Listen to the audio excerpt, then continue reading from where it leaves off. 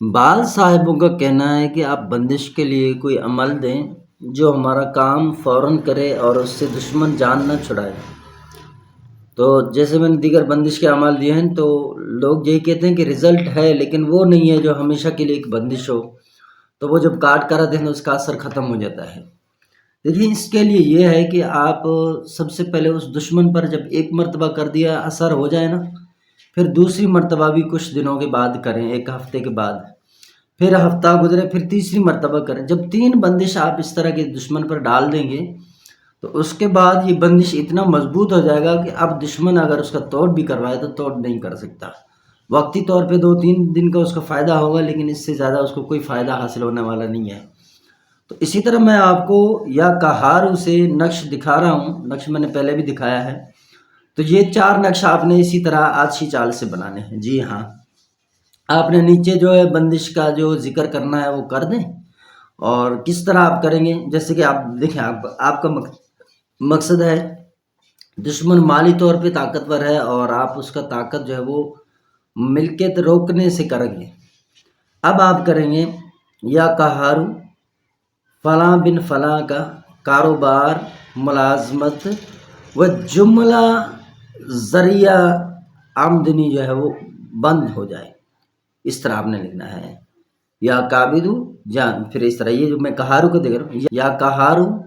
فلاں بن فلاں کا کاروبار، رزق، روزی و ملازمت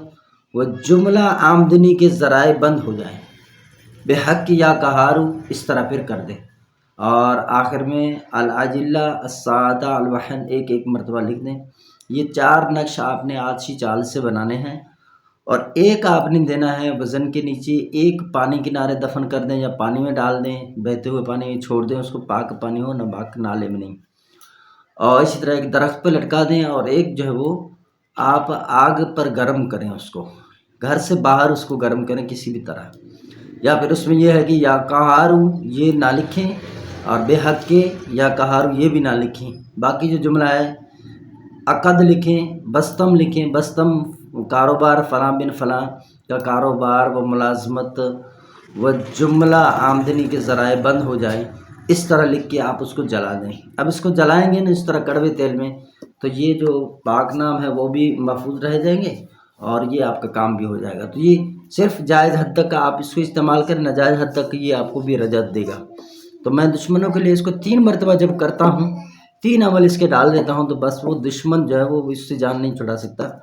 تو یہ دشمن کو سزا دینے کے لیے، بندش کے لیے، اسی طرح آپ زبان بندی کر سکتے ہیں،